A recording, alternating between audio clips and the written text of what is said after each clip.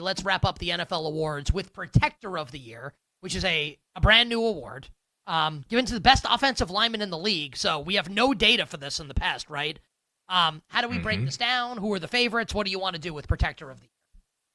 Yeah, there's no like historical criteria. There's no compass. We're flying blind, which can be really, really fun, but also tread carefully and tread cautiously as we head into the season here. But I tried to look up everything I could find on this award to see like what people have been saying, how they're going to go about this. And what I found, Andrew Whitworth, in conjunction with Bills left tackle Deion Dawkins, they were the main guys that were pushing for some sort of recognition for offensive linemen outside of the typical All-Pro and Pro Bowl stuff. Like, why isn't there an offensive line, like individual offensive line award? And those guys were able to succeed in getting this award out there for the NFL, and that's really cool because it gives us another market to bet into. But pretty much what Whitworth said in a tweet when he was kind of asked about like what is the criteria essentially, he said that the Protector of the Year isn't just about stats. It's about the mindset, grit, and leadership it takes to be the foundation of a football team.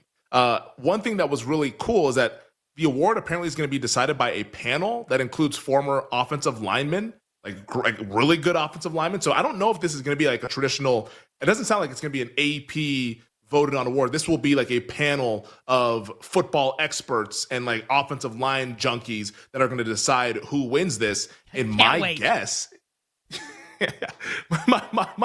my educated guess, as educated as it can be with this award, is that, I mean, you're going to need to have a great offensive line. I think it's going to have to be for a winning team. I think it's going to have to be a guy with a really great reputation. Like, so think of it almost similarly to like Defensive Player of the Year and those kinds of awards. I do think, given the fact that this offensive lineman that I'm about to name here is thought of so highly and is like on his way to Canton whenever he decides to retire, and a lot of offensive line experts consider this offensive lineman the best offensive lineman in football, my case right now is that I think Lane Johnson of the Eagles should probably be your favorite right now to win this award. And he's not. Currently, it's Penei Sewell, who's a rock star. Sewell is amazing. This is not Sewell shade.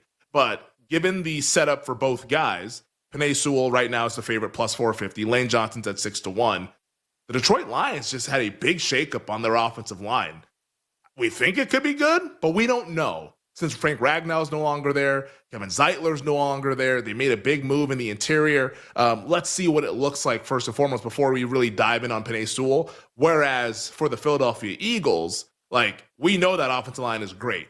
And Lane Johnson is seen, like Brandon Thorne, who we've referenced quite a bit on the show, talking about offensive line exports, and his opinion matters a lot. It's very influential in how people think about offensive lines. He was on a recent podcast, and he said, yeah, Lane Johnson's aging like a fine wine. He's 35 years old. He's still the best offensive lineman in the league.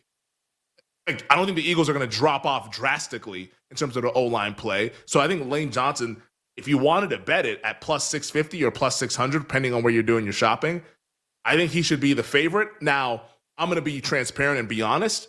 I'm not going to be betting this award prior to the start of the season. I just want to like gather more information. That's just me. Like, I want to see what the data, like gather more data and like, let's see how these offensive lines are playing and let's see who emerges. But just off of the rip, I think right now we have a false favorite, if you will. And I think it actually should be Eagles Lane Johnson, who's been really healthy throughout his career as well. And if as long as he plays 14 games or so and is at an all-pro level like he's been in the last 12 years, I think Lane Johnson's probably going to get recognized as like the guy, as the elder statesman to kick off this award. What would you say the over-under should be set at week what that you place your first bet in this award, or that you'll consider betting this award? I mean, because it's going to be one where like I doubt people are talking about this all throughout the season. So I think you could be really patient, honestly. Like, I would put the over-under right now like at 7.5, 8.5.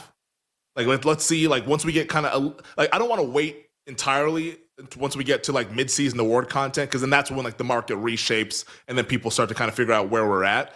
But right before then, like, week 7, week 8, because I believe, like, week 9 is when you start to get week 10, when you get that mid-season content. That's when I'll be looking to, all right, like, let's go ahead and bet into this and, like, maybe take some shots on some guys that could potentially start to hear their names called up when we do the midseason award content. It's like, hey, like, no one's talking about this offensive line, and this offensive lineman is taking that next step, et cetera, et cetera. I do think Lane Johnson as being, like, kind of like the older guy and being, like, the best offensive lineman in the league has the inside track, but that's not how the market has it priced. But until then, I'll be waiting to bet this market. I think there's other markets that we can go ahead and take advantage of right now, at least.